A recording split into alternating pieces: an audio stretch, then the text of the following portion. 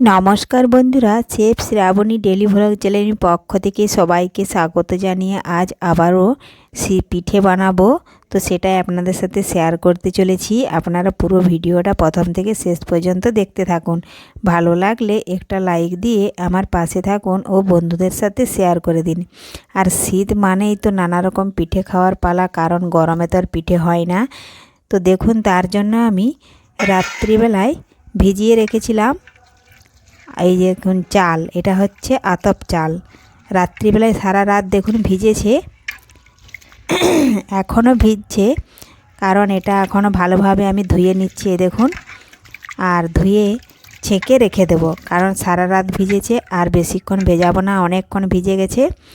এই দেখুন ভালোভাবে চালটা ভিজে গেছে। আমি এখন একটা ছিদ্র দেওয়া টোকার সাহায্যে ছেঁকে নেব, তাহলে ওর এক্সট্রা জলটা কিন্তু ঝরে যাবে। তার আগে যদি কোনো বন্ধু আমার চ্যানেলে নতুন হয়ে থাকেন, চ্যানেলটি সাবস্ক্রাইব করে বেল আইকন হলে সেট করে দিন সবার প্রথমে আমার রেসিপি পেতে। দেখুন বন্ধুরা, এখন আমি সমস্ত চাল এইভাবে ছেঁকে নেব।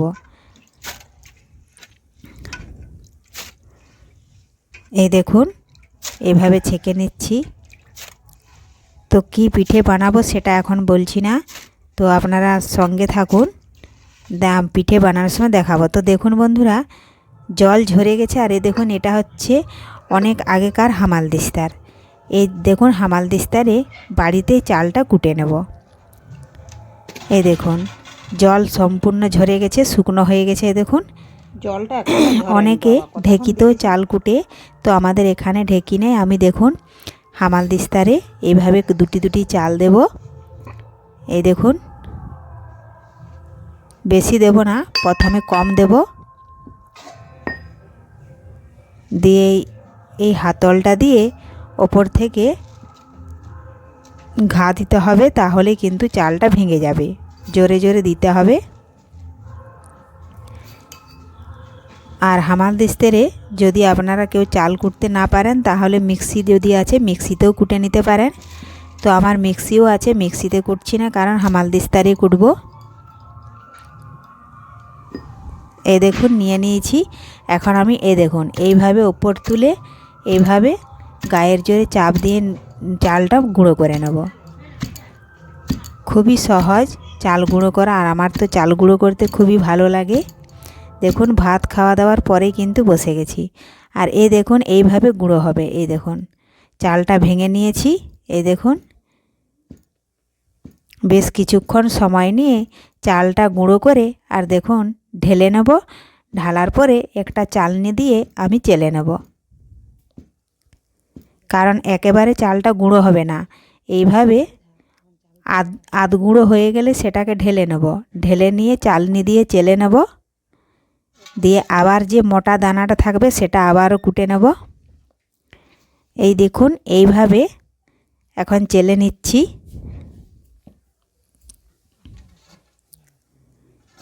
এই দেখুন একটা গামলা নিয়েছি, গামলার উপরে এইভাবে চেলে নেব। যতটা কোটা হয়ে গেছে গলে যাবে, আর বাকি মোটা দানাটা কিন্তু রয়ে যাবে। এই দেখুন এইভাবে সমস্ত চাল কুটে আর চেলে নেব। এই দেখুন আর কিন্তু চালা যাবে না, এটা মোটা, এটা কিন্তু গলবে না।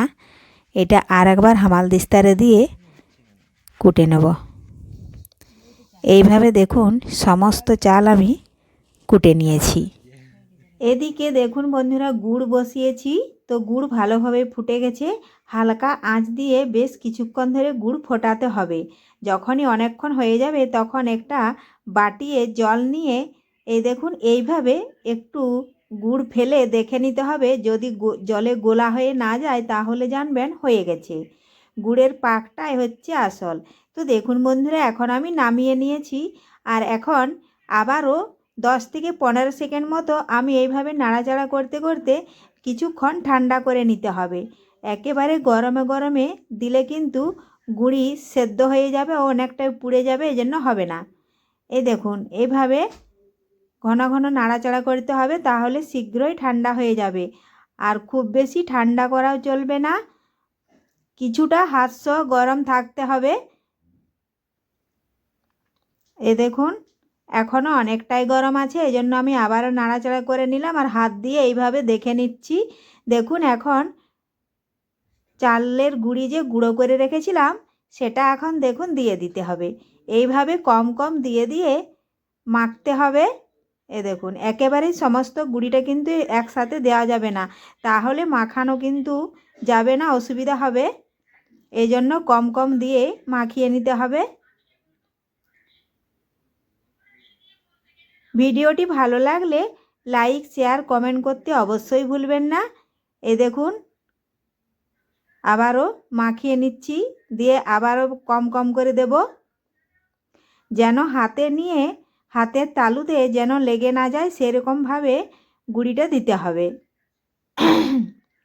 খুব বেশি শক্ত হয়ে গেলেও কিন্তু হবে না, যখন ঠান্ডা হয়ে যাবে তখন পিঠেগুলো কিন্তু ফেটে যাবে বানানোর সময়। দেখুন এইভাবে ভালোভাবে মাখাতে হবে, না হয় মাঝখানে চালের গুঁড়ি কিন্তু দলা পেকে রয়ে যাবে। এই জন্যই আমি কম কম গুঁড়ি দিয়ে আর মাখিয়ে নিচ্ছি গুড়ের সাথে। দেখুন বন্ধুরা মাখিয়ে নিয়েছিলাম, আর এদিকে আবারও তেল বসিয়েছি। তেল কিন্তু গরম হয়েছে কি না একটু দেখে নিচ্ছি। খুব একটা গরম হয় না, দেখুন দুটো দিয়ে দিলাম, তাও আমি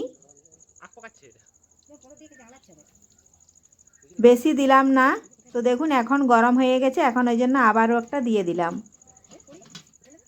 আপনারা বরং এর থেকে সামান্য এক টুকরো দিয়ে দেখে নেবেন গরম হয়েছে কি না। যদি গরম হয়ে যায় কড়ার নিচে কিন্তু লেগে যাবে না। দেখুন উল্টে নিচ্ছি। এইভাবে তাক বতর করে যদি পিঠে বানানো হয়, এটা কিন্তু অনেক দিন ধরে সংরক্ষণ করে রেখে আপনারা খেতে পারবেন। এটা কিন্তু 2-1 দিনের জন্য নয়। দেখুন হয়েছে, তুলে নিলাম।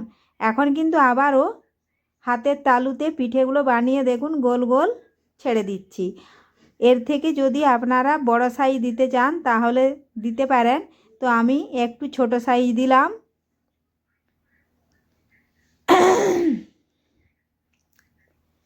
দেখুন বন্ধুরা পিঠেগুলো দেওয়া মাত্রই দেখুন লাল লাল হয়ে গেছে, উল্টে নিচ্ছি। এইভাবে সমস্ত পিঠেগুলো আমি বানিয়ে তেল ঝরিয়ে তুলে নেব। বেশি কিন্তু আর ভাজতে যাব না, তাহলে কিন্তু অনেকটাই পুড়ে যাবে।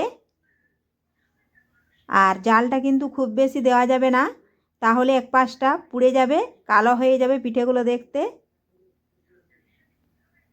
তো দেখুন বন্ধুরা আমি এইভাবে সমস্ত পিঠেগুলো বানিয়ে নিলাম। ভালো লাগলে অবশ্যই একটা লাইক ও সাবস্ক্রাইব করতে ভুলবেন না। ধন্যবাদ। ফিরে আসবো আবারও কোনো নতুন রেসিপি নিয়ে।